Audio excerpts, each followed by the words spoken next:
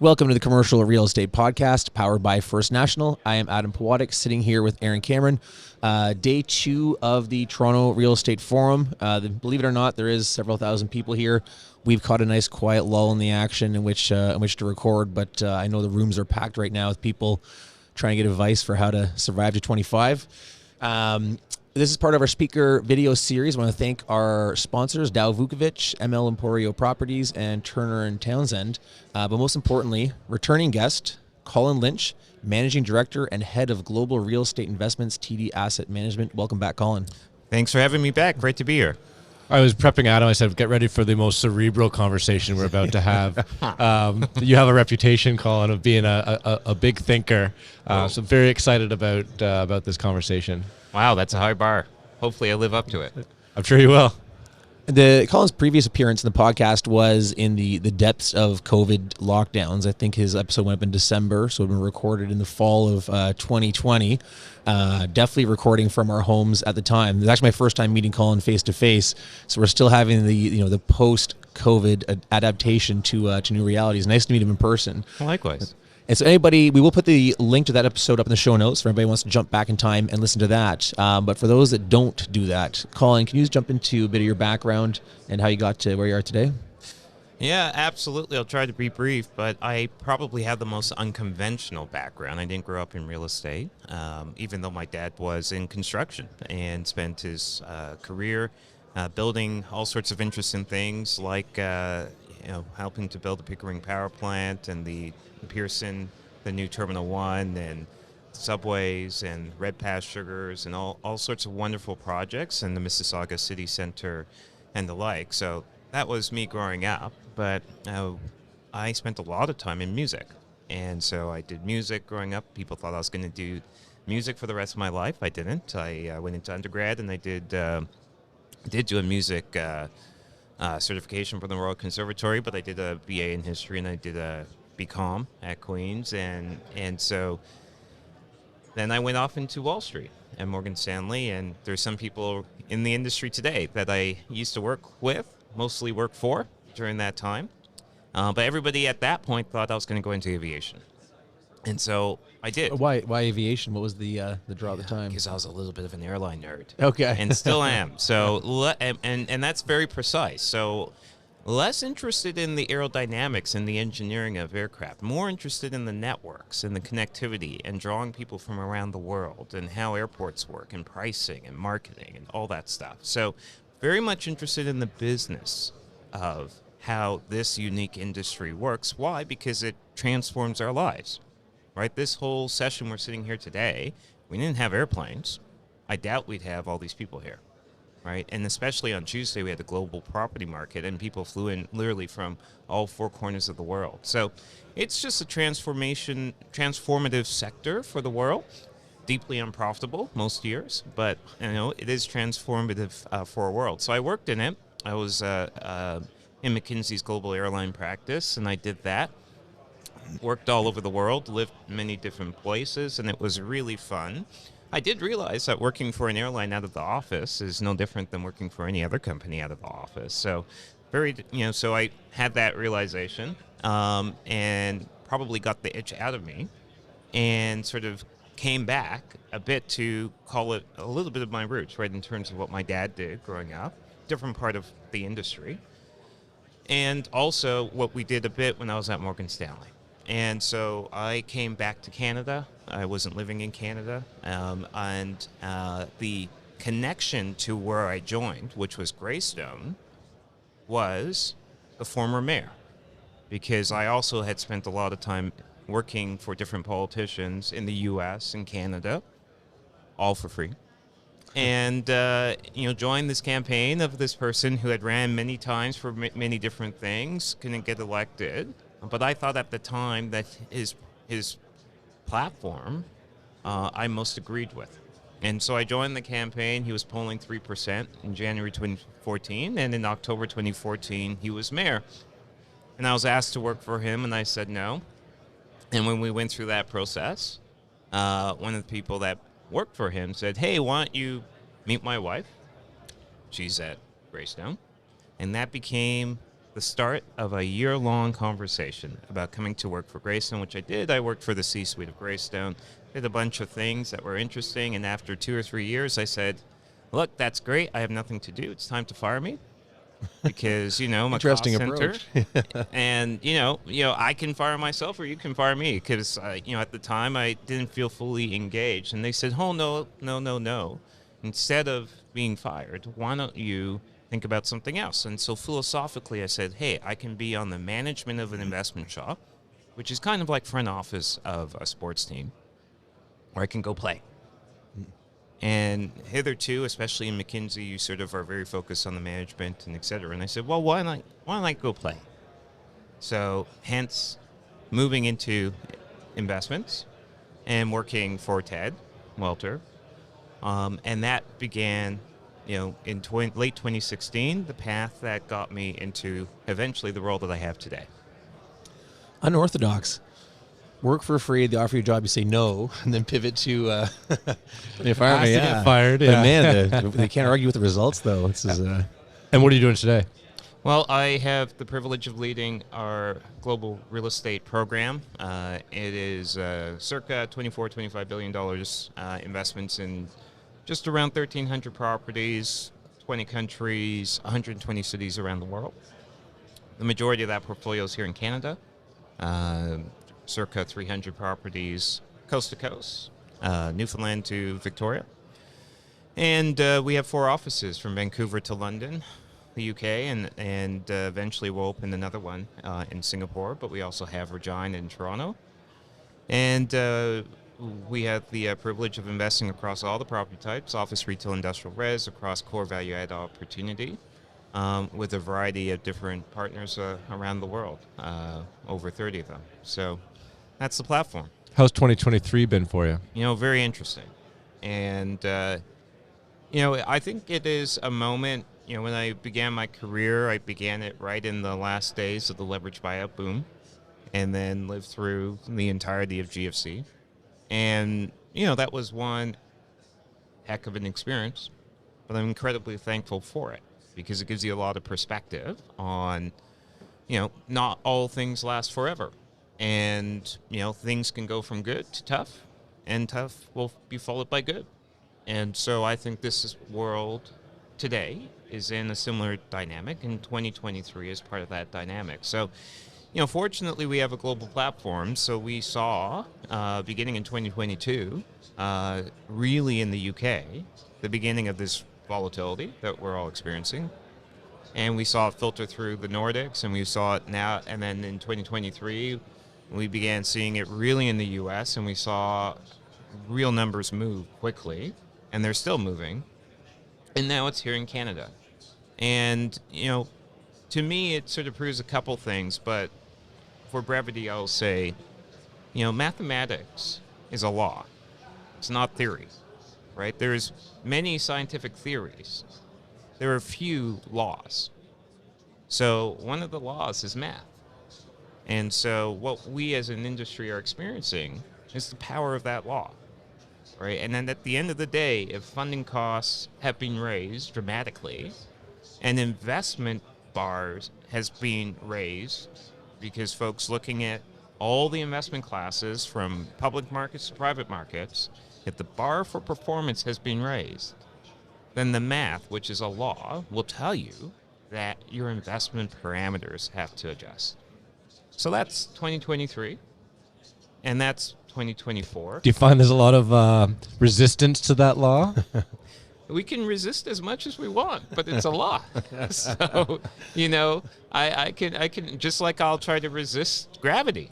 And you know what? You can resist gravity. And we found ways to resist gravity, called the airplane, and you can fly across the world for just about 18 hours. And then after that, guess Gravity what? gets you. Yeah. Unfortunate, but it is the reality of the world. It's a law. It's a law. Yeah. in which countries right now are those laws working the most against return yield goals?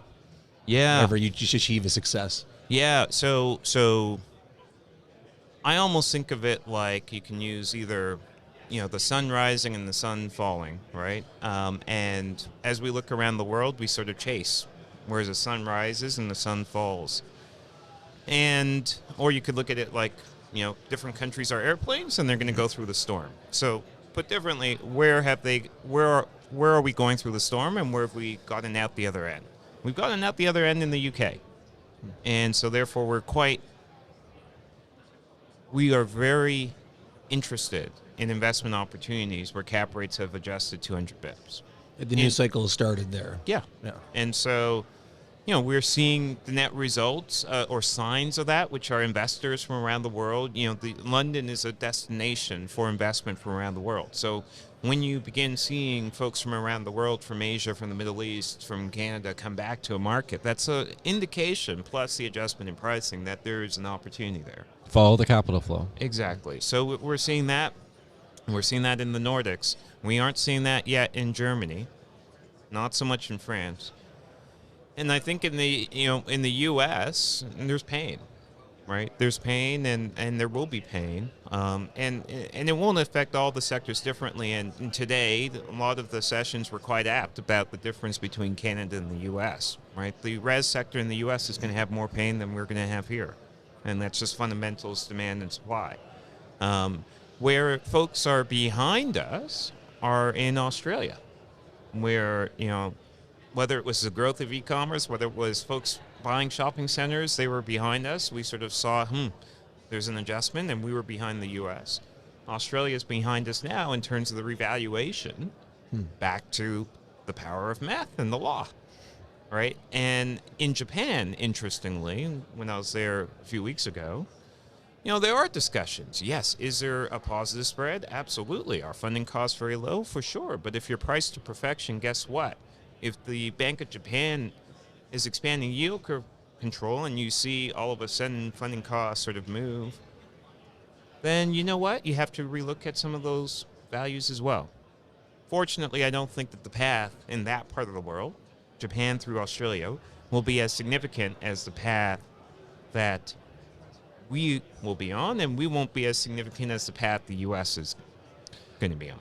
As lenders, and I've made this joke so many times, but we like to dumb down real estate to the simplest forms of math. And part of that is because, as a lender, you're not the equity. You're at the bottom of the stack, and so you're taking on obviously less risk, and so you're not spending as much time doing due diligence as you would be if you were the equity. So often we just look at NOI, cap rate, and value. Like it's this very simple formula. And of course we're lending, so we're lending on interest rates, and so we're always kind of looking at what that interest rate to cap rate spread is and using that really as guidance for where we believe valuations should work out. And of course, then that's driving our leverage points. How do you perceive that? It's a very simple form of math. And how does it equate across, because you just mentioned positive leverage. Is it the same around the globe? Because I'm curious, because you just talked about a 200 basis point change in cap rates in London. Is that because interest rates have risen by 200 basis points? And so that, again, that positive leverage is just floated up? And how does that work globally? Yeah, you know what? I am a fan of simplicity, right? And in every industry, including real estate, we come up with very elaborate terms, and we're it's complex, right? So let's not do injustice to the complexity of our industry. But fundamentally, we build and operate space, and space is tied to demand and supply. There's a cost of building that space. And you can choose to invest in that space or choose to invest in other things. So the mechanism, I would agree with your way of describing it, right? And what's happened in London or the broader UK across different property types.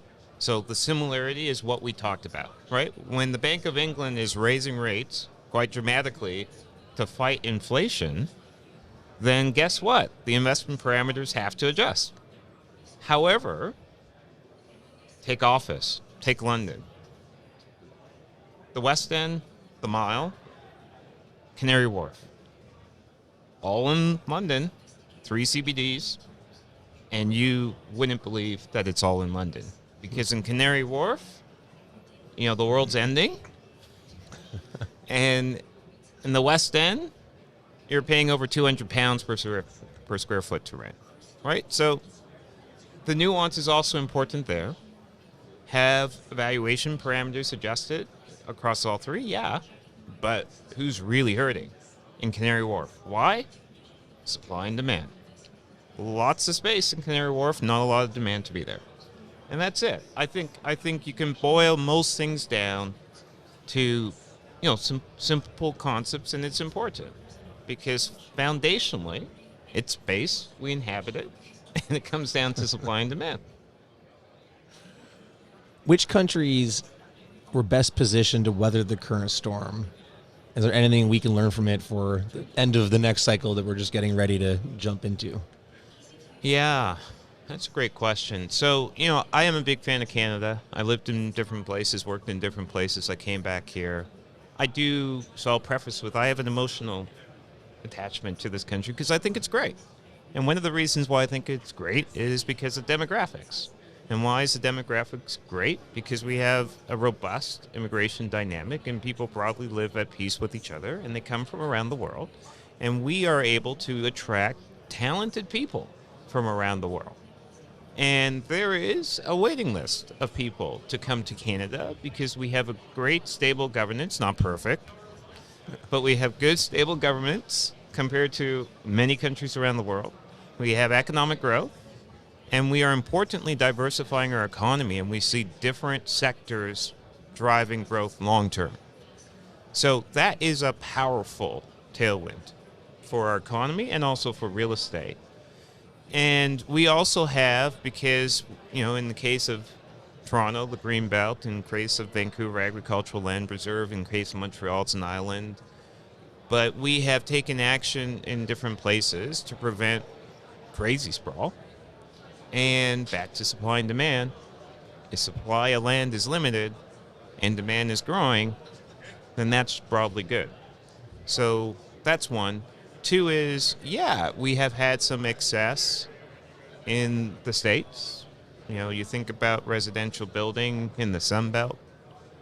There's some excess. You can see it in the numbers. You can see it in the rent deflation now.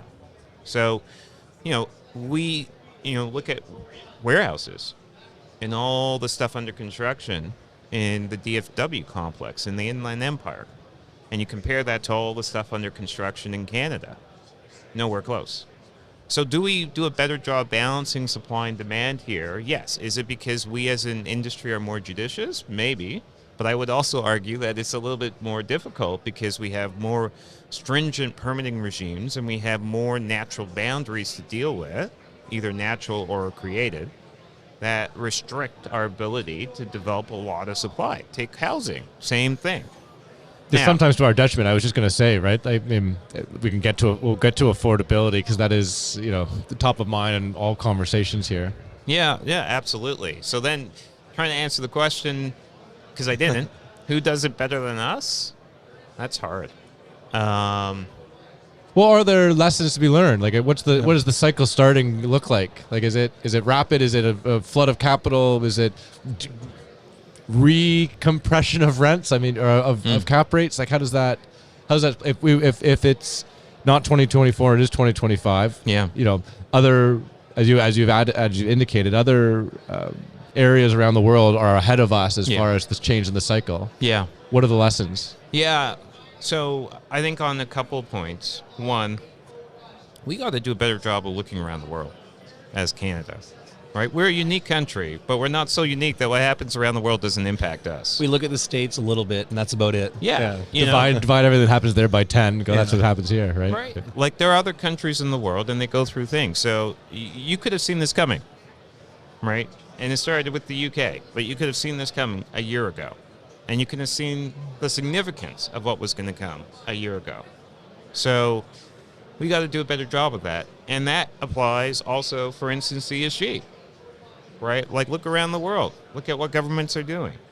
Look how the industry around the world has had to react. Look at the impact on capital values.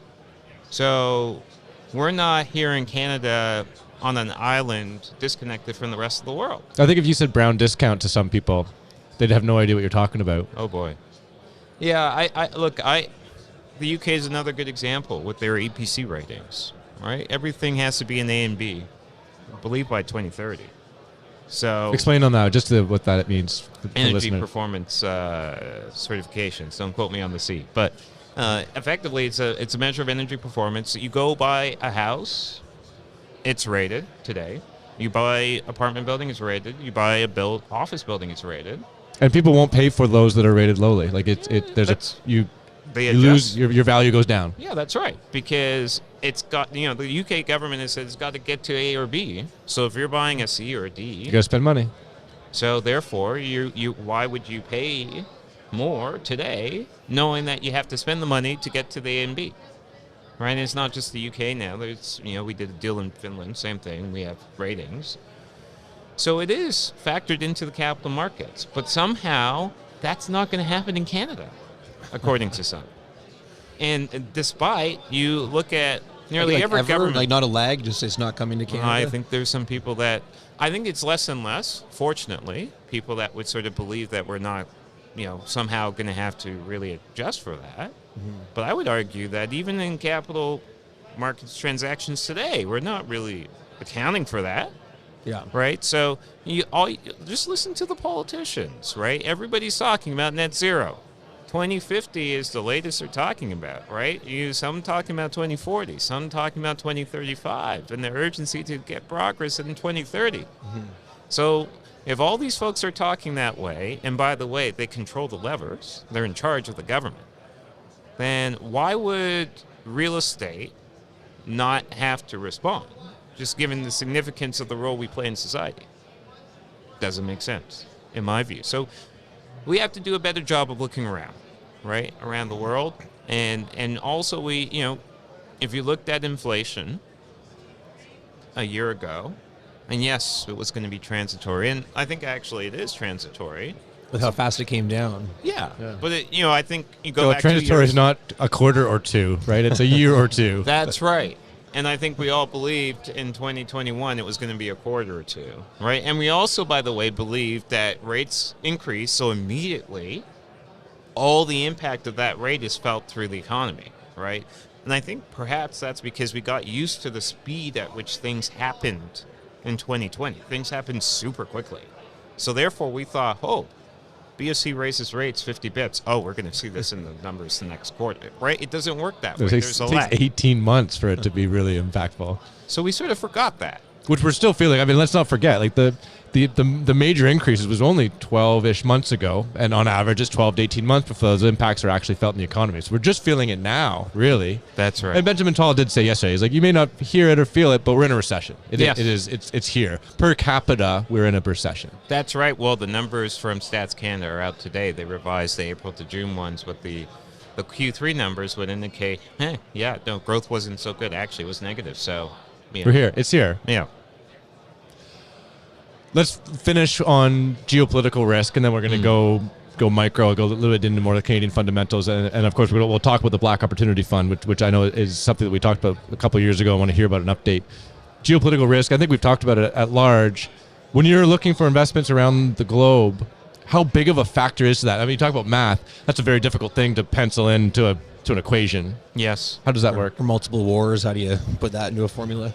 Yeah, it's really hard, right? Crystal balls, I wish I had them. But even if I did, mine would probably be uniquely foggy. So geopolitical risk cannot be ignored, right? And I think that point is very obvious today. We choose to invest in developed countries with rule of law and stable regimes. And those two factors produce certainty. And when you look at countries that experience dramatic inflation, which erodes currency, which impacts an investor starting out from Canada, if I just stop right there to say nothing about the certainty of owning your property in 20 years, if you aren't factoring that in, there's a problem, in my view. Then you get to, there are things that have transpired that, if you look at the unfortunate reality of the invasion and now war in Ukraine, Russia was posturing in different places over periods of time, including in the Ukraine. Today, we've got geopolitical risks. Not new ones, but emerging ones. And you can think about the Asia Pacific, and you can think about the Taiwan Strait. So if you aren't thinking about that when you're deciding to invest and the implications of different things that can happen, and by the way, the speed at which things can happen, then I would argue you're doing a disservice either to yourself or to your investors. You have to think about it. And so, yes, it's fundamental. Can you precisely quantify the probability that something's going to happen in 12 months? No. Or in 5 years? No. But there are things that we all know that are out there and that are on the horizon. In addition, you have some markets where, governments play a very significant role. And real estate is part of the role that the government plays, right? It is, whether it's a creation of a global center for tourism or talent or whatever, and, the net result is back to supply and demand. If the government's going to create a lot of the supply and it's motivated by different factors, then as a pure private investor that is oriented towards profit, is that a market I'm going to prioritize to invest in? Probably not. So geopolitics is important. And if you aren't looking at it, unfortunately, you're in a lot of risk. Isn't it one of those things where if there is any uncertainty of what the future holds in that particular location, it's just there's a no-fly zone? Because you're deploying a meaningful amount of capital, and if there is any uncertainty, then it's just not worth. So next year there's going to be an election in the U.S. And there's debate in the halls today as to, who's going to be on the ballot. And there's people, I had a debate late last night about that, right? And so there's questions about who's Trump on the and ballot. somebody, we don't know who. So correct, right?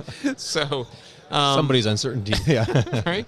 But if we have a change in administration, I would submit that there is significant differences in the current sort of policy direction of the U.S. government versus a potential future policy direction.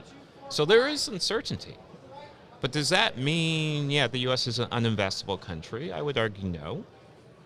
And for a variety of different reasons, right? But one of those reasons is fundamentally you have rule of law, and you have a constitution, and you have the certainty of, freehold title to land, right? And for real estate investors, that's important. Plus, you have reduced concerns about inflation. You have the largest economy with 350 million people right, conducting their business. That again, you're building walls for humans to participate in, right? Like however you want to frame it. Live so in, play in, work well, yeah, in. they're gonna need walls, right? Yeah. Walls and roofs, no matter however you structure it, right? And last time I checked, they're still the reserve currency of the world. Yeah. So, but there is uncertainty, right? And there will be a lot of uncertainty. But you can understand that uncertainty and think about that uncertainty and get yourself through that uncertainty, right? But there's places in the world where you can't do that. Well, to draw maybe an over-under on where you would versus not invest, is there any countries you're looking at that are almost investment ready, on the cusp of kind of crossing over that line where you'd have enough uncertainty to deploy some capital? So put differently, where are we not today that we could be tomorrow? Correct. Yeah. Certainly we are not invested in Chile.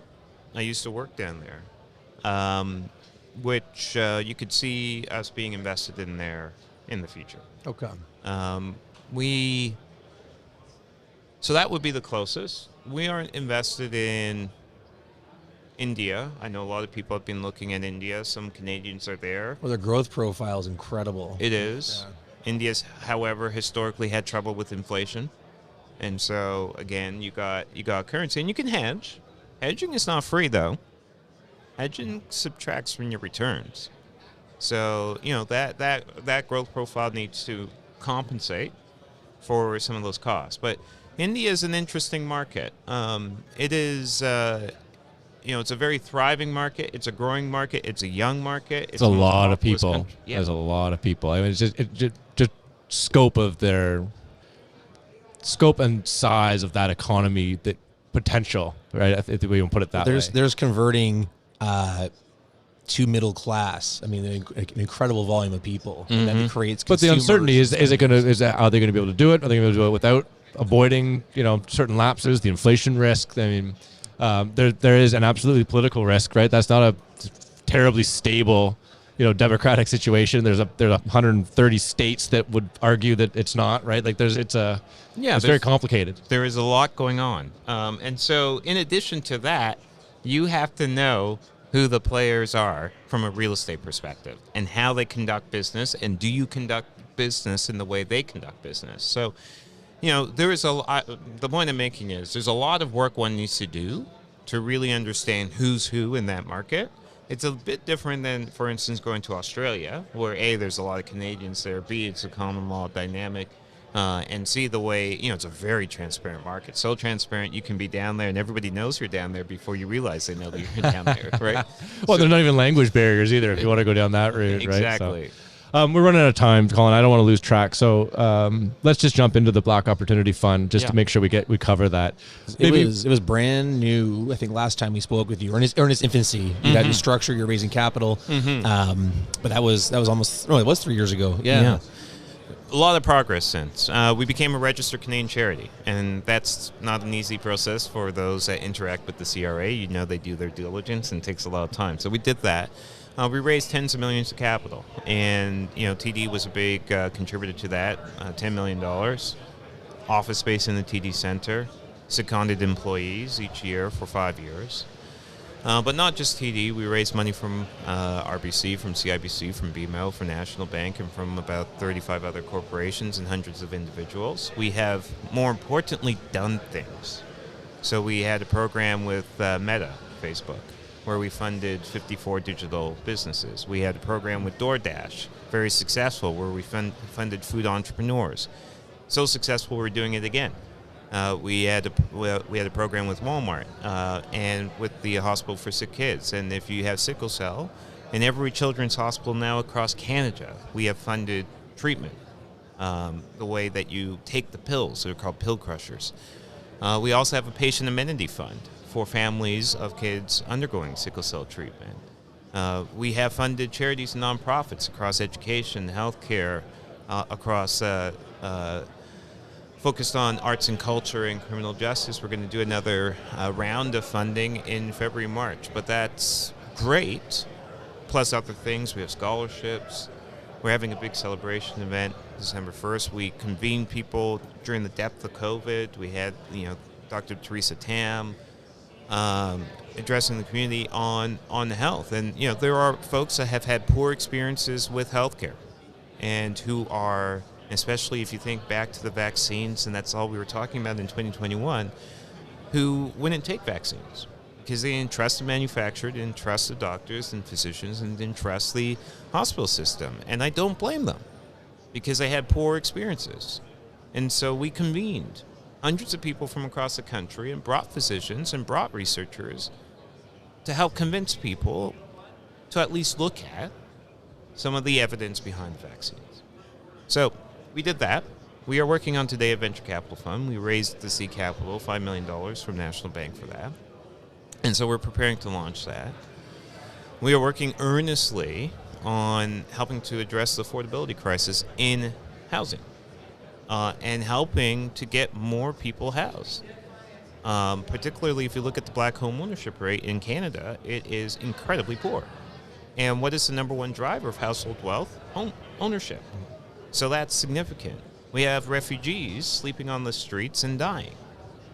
So we're also helping there and funding initiatives to help those refugees. Now, I would say it is great we as a country federally roll out the welcome map and welcome refugees from all around the world. It is abysmal that we don't connect that with the provinces and municipalities that actually have to house the refugees.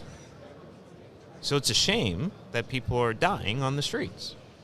So we either don't bring people in the country, or if we do, figure out how to house them and transition them to be productive, contributing, economically members of our society. So anyway, we're working on that. And we're working on a lot more things in terms of the federal government, variety of different programs. But all to say, for the over 400 people that are volunteering their time, and we have a staff complement of close to 10 now, full-time staff. We're growing, we're doing very much beneath the radar screen, but most importantly, we're helping thousands of people. How can people get involved? blackopportunityfund.org, social media, Instagram, LinkedIn, Facebook, etc. You can reach out to anybody. Through the website, you can reach out to me, and I'm happy to direct. Craig Wellington is the executive director. We have a full board and lots of people, but folks can reach out to me, but the website is great, and it lists all of our funding programs, and we're very transparent. We want everybody to have an opportunity to get funding, which means the programs are enunciated, announced, clear. We have people, when we gave money to education charities, I'm not the one that gave out the money. I didn't read the applications because I don't really know much. Right? It's not my area of expertise. So we bring in people that know education to review the applications and determine who do we fund, not me. And that's how it should be. And so, when I talked about more than 400 people from across the country, a lot of those are doing that. They are reviewing applications. Applying their expertise. Exactly. Do you find it overwhelming? There's just so much to do. That's a lot in 3 years. I mean, you rammed that off. Everything accomplished in the last few years. I mean, very significant partners between Meta and Walmart. Those are definitely names that everybody knows. You mentioned 400 volunteers. It kind of makes sense, but that's a unbelievably large circus to try and corral. And volunteers are difficult to corral. It's. Well, look, it's not all me, right? And it's not even majority or even a big minority, right? It's a big team, and we all sort of do different things. But it's not about the team; it's about how we help people. If it were all me, it would be impossible. What gives me a lot of joy is that we had a great discussion with LCBO who approached us and says they want to do a program too. And so every time that happens, that gives me a bit of energy. Yeah, do I work more than 5 days a week? For sure. And does my business life and my leisure life blend together? Yeah, absolutely. And does that create boundary challenges? For sure. But at the end of the day, what energizes you is that you can actually make a difference and have an impact. But there are 400 people. And that's the point. It's really not about me or about anybody on the board. It's not about Craig, not about Ray, who's the chair. It's about making impact. And so if we can leverage the 400 people and put them all to work in different things, we can collectively do it. Are we going to solve all the world's problems? No. But we'll at least make some good progress. You're making a difference. Yeah. We're out of time, unfortunately. Colin, thank you so much for taking the time. Pleasure, as always. What great conversation. Looking forward to having you back on already. Thanks to First National for powering the podcast. Of course, thanks to the forums for having us here on day 2 at the Toronto Real Estate Forum. And, of course, thanks to Dow Vukovic, ML Emporio Properties Limited, and Turner & Townsend for sponsoring the speaker video series. But, again, thanks, Colin. Thanks for coming on. Thanks for having me.